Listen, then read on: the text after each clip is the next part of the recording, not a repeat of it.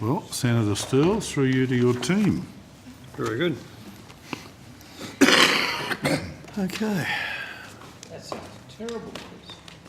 I think I should ring up Barron O'Day. Well, what do they call him over here?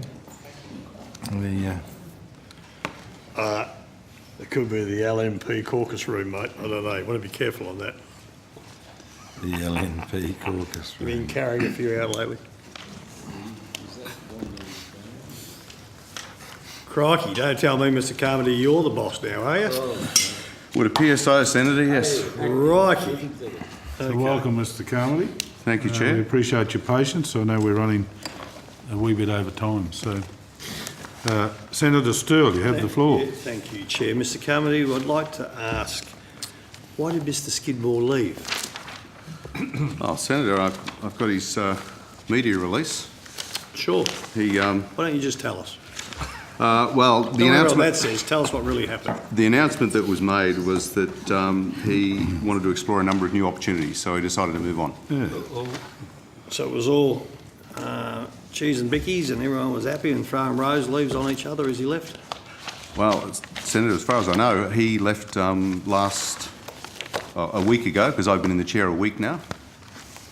So he finished on the 7th and I started on the 10th. Sure.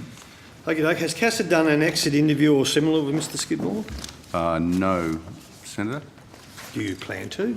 I wasn't planning to, Senator, no. Would you normally, if someone left 2 years into a 5-year term? Senator, I don't think. I think it's up to the CEO to determine if he decides to leave during his term or at the end of his term. He put in his resignation. I wouldn't normally do an exit interview with the former CEO. I would do it with staff more generally. Why not the CEO? Well, Senator, as far as I'm concerned, he's moved on. Normally you have to get blown out of that position. Pardon? I said normally you have to get blasted out of that position. Potentially. We did a handover, Senator, so Okay. there's no real need for me to do an exit interview because all of the current actions that were underway he's passed to me.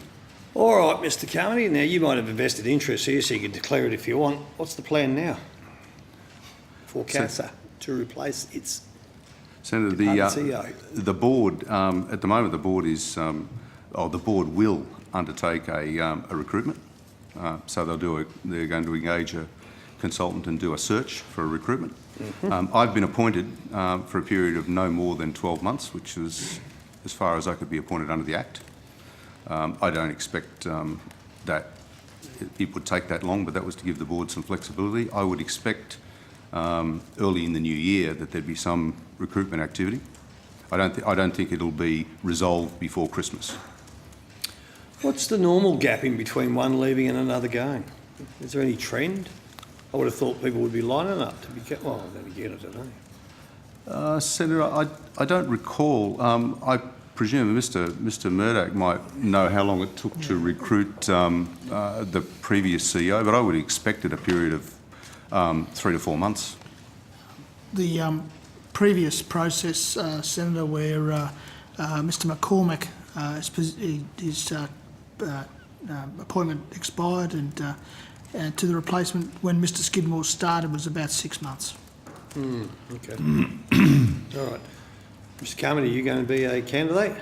Well, Mr Carmody doesn't have to answer that. Oh, no, he question. can. We go back a long time. All right. Well, I'll leave it You up can to him. either But say, he just needs mind to your know own he's not business under any or bloody obligation to oath I answer am. the I don't question. know. What do you reckon, Mr Carmody? Senator, it depends. On? Well, it depends on what happens over the next few months, and I think the board's view of me and my view of my future. So I may be, I may not be. That's fair enough. No worries. I think we're well served in having someone of your capacity and background being able to step in. Thanks very much, Senator. I want to get on to Airservices redundancies, but I know there's other questioners, Chair, that might have questions for CASA, but I'm happy to move into the... No, you've got the floor. Okay, and, all right, tremendous.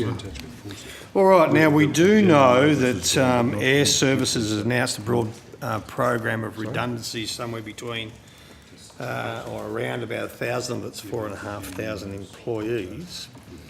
So what I want to ask, because you guys, they're answerable to you. We regulate Airservices. Regulate them, that's the word, TAR. So, have you been briefed on the planned redundancies at Airservices Australia, Mr Carmody?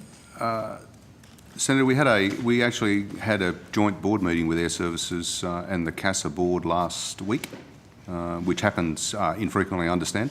And there was a discussion at that point, that question was asked, the question about what was the impact of the redundancies. So that was one of the questions that was asked between the two organisations.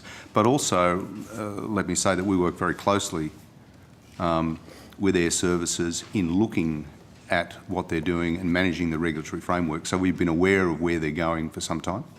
So what was the outcome? Can you share that with the community? Well, the outcome of the discussion was that there would be no impact on aviation safety.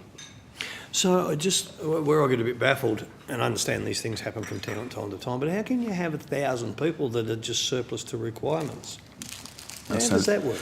Senator, that's a matter for Airservices who are on after me, but I think that the point that they made very clearly was the frontline services that they are responsible for, air traffic control and aviation rescue and firefighting services, that there would be no impact on those. Are they subcontracting out work? I mean, you wouldn't have 1,000 employees just sitting around. Are you aware?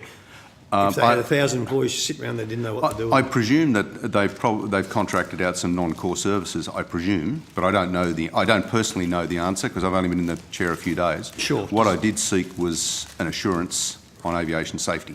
What about any of your able lieutenants sitting behind you? Would they know? I'm not sure that they wouldn't know any more than you, Mr. Carmody. I'm not sure that they would at this stage. Yeah, sure. Sorry, Senator Gallagher. You mentioned firefighting and airport services. Aviation rescue and firefighting centre, Yeah. yes.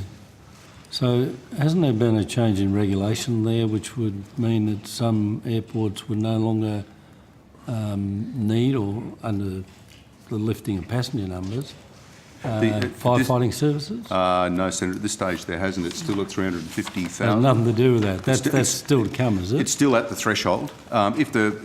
If the threshold were to change, well, that would be a different issue. But at the moment, they are still providing rescue and firefighting services in accordance with the regulations that exist now.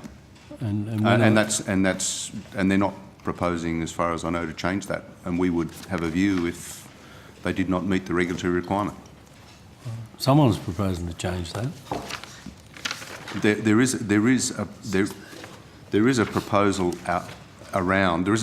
on foot to raise that threshold, but that threshold at the moment has not been raised. It's been in place for a long period of time. It's based on passenger movement.